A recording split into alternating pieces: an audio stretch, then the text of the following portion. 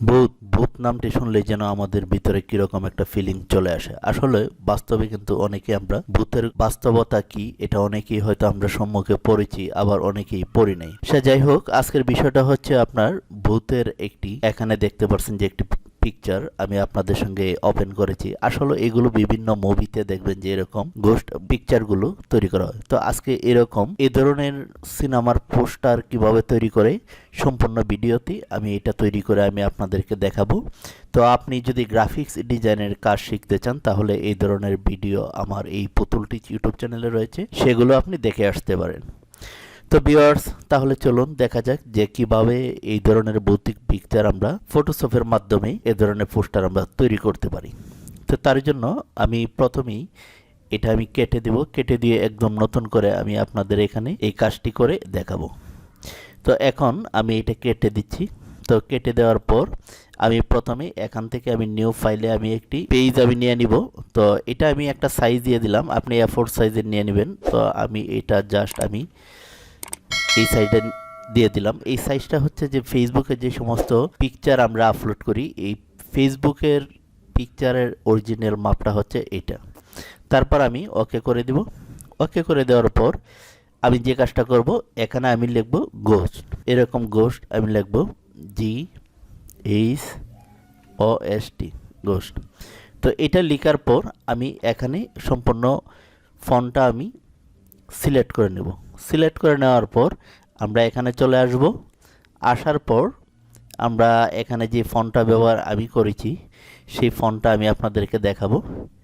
এই ফন্টটা হচ্ছে এই যে দেখুন আরবান জঙ্গল ফন্ট। এই যে আমি এখানে নামটা আমি আপনাদেরকে দেখাচ্ছি, জুম করে দেখুন। তো এই ফন্টটা কোথায় পাবেন? এই ফন্টটা আপনি গুগলে সার্চ করলে, আমি যখন আপনি গুগলে এই ফন্টটা সার্চ করবেন তখন আপনি এই ফন্টটা পেয়ে যাবেন। তো এখানে দেখতে পাচ্ছেন যে এই ফন্টটার যে কার্যকলাপ কীরকম লুক এটা আপনারা দেখতে পাচ্ছেন। তো ফন্টটা খুবই একটি চমৎকার ফন্ট। তো এই ফন্টটা আপনি ডাউনলোড করে নেবেন গুগল থেকে। তারপর আমি এই ফন্টটা আমি সিলেক্ট করে নিলাম।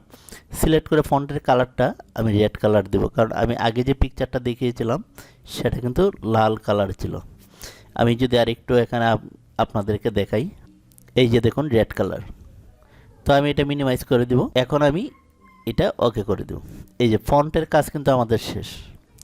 আসলে এই ফটোশপের যারা কাজ জানেন তারা আপনি আমার থেকে অনেক সুন্দর করে আপনারা এই কাজগুলো করতে পারবেন। আর যারা অনলাইনে শিখছেন, তো এখন আমরা যে কাজটা করব, আমি এখানে ব্যাকগ্রাউন্ডটা আমি এখানে দেখুন, আমি পিকচারটা যদি আপনাদেরকে দেখাই, এই যে ব্যাকগ্রাউন্ডটা কিন্তু দেখুন কীরকম একটা ভৌতিক একটা ভাব রয়েছে ব্যাকগ্রাউন্ডটা। তো এই ধরনের ব্যাকগ্রাউন্ড আপনি ইচ্ছা করলে কিন্তু তৈরি করতে পারেন। তো আমি যদি এখন যদি আপনাদেরকে ব্যাকগ্রাউন্ডটা তৈরি করে দেখাই তাহলে কিন্তু ভিডিওটা অনেক লম্বা হয়ে যাবে। তো আমি চাচ্ছি যে মানে অল্প সময়ের মাঝে কিভাবে এটা ডিজাইনটা করা যায় সেটা দেখানোর জন্য। তো আমি এই যে দেখুন এই ব্যাকগ্রাউন্ডটা আমি ডাউনলোড করেছি। তো এই সমস্ত ব্যাকগ্রাউন্ড আপনি গুগল থেকেও পারেন, অথবা আমি যদি আপনাদেরকে দেখাই, এই যে দেখুন এখানে পিক্সেল লিখবেন, পিক্সেল লিখে এখানে আপনি লিখবেন গোস্ট ব্যাকগ্রাউন্ড, লিখে যখন আপনি সার্চ করবেন তো এই যে দেখুন এই ধরনের অনেক ব্যাকগ্রাউন্ড এই যে আমি এখান থেকে নিয়েছি, এটা আপনি ফ্রিতে ব্যবহার করতে পারেন। তারপর আপনি ইচ্ছা করলে ব্যাকগ্রাউন্ড কিন্তু আপনি তৈরিও করতে পারেন। তো এখন আমরা ফটোশপে আমরা চলে যাব। তো এখানে চলে আসলাম, এখানে আমি ব্যাকগ্রাউন্ডটা আমি নিয়ে আসবো, এখান থেকে ওপেন দিয়ে আমি নিয়ে আসতে পারি, আবার আমি টেনে এনেও ছেড়ে দিতে পারি। ব্যাকগ্রাউন্ডটা আমি এখানে ছেড়ে দিলাম। তো ব্যাকগ্রাউন্ডটা আমি সম্পূর্ণ এই যে ব্যাকগ্রাউন্ডটা এটা আমি এরকমভাবে আমি সিলেক্ট করে এখানে ক্লিক করব।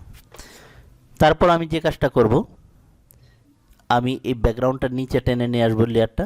এই যে দেখুন এখন কিন্তু অনেকটা একটু কীরকম বুতিক বুতিক ভাব চলে আসছে। তো এখানে আমি ফন্টটা একটু সাইজ করব। তো ফন্টটা আমি এরকমভাবে সিলেক্ট করব। সিলেক্ট করে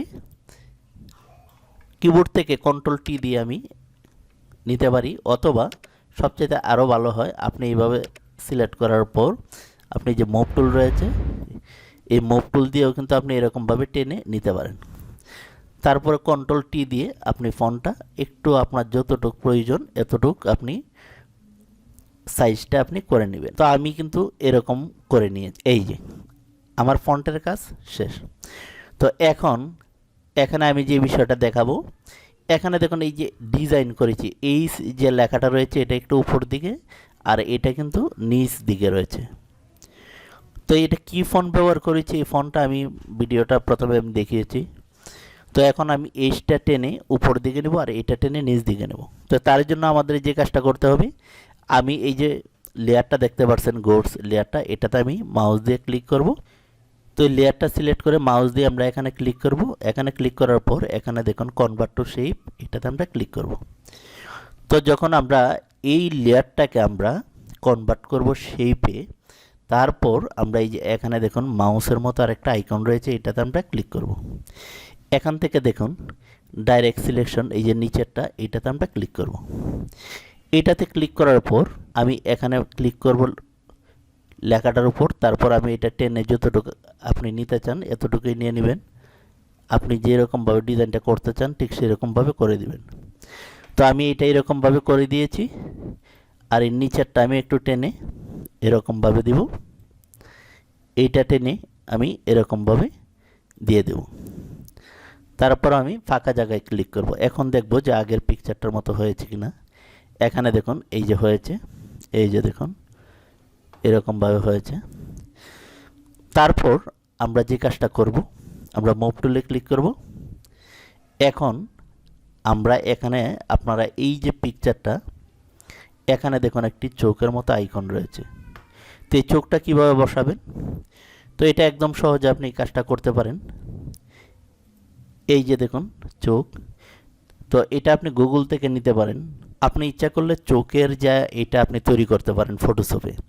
এটা আপনার এই পুতুল টিচ ইউটিউব চ্যানেলে একটা ভিডিও রয়েছে, সেটা দেখতে পারেন। আর যারা ফেসবুকে দেখছেন পুতুল টিচ ফেসবুক পেজেও কিন্তু কীরকম এরকম চোখের ডিজাইন করতে পারেন এই বিষয়ে অনেক ভিডিও রয়েছে।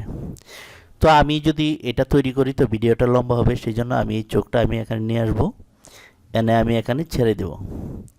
এখানে ছেড়ে দেওয়ার পর আমি এটা একটু আমি এরকমভাবে ছোটো করে নিব। তো ছোটো করার পর আমি এখানে বসানোর চেষ্টা করব। এই যে দেখুন আমি এতটুকু ছোটো করছি, তারপর এখানে ক্লিক করব। এই লেয়ারটা টেনে আমি একটু নিচ দিকে নিয়ে আসবো। এই যে দেখুন এখানে আনার পর এখানে আমি সঠিকভাবে বসিয়ে নিব। তারপর এই যে এখানে দেখুন নর্মাল, এখান থেকে আমরা কালার ব্রন্ড এটা আমরা করে দেখব, অথবা আমরা এখানে নর্মাল রাখবো, রেখে এখান থেকে একটি একটি করে দেখব যে আসলে আমার কোনটা ম্যাচিং হয়। এই যে এইটা আমি পরিবর্তন করব। এই যে দেখুন আমি কিবোর্ডের এই যে দেখুন এখান থেকে আমি যেটা সিলেক্ট করেছি লাইট অ্যান্ডটা আমি সিলেক্ট করেছি, এই যে এটা সিলেক্ট করার পর এই যে আমাদের চোখের কাজটা কিন্তু হয়ে গিয়েছে।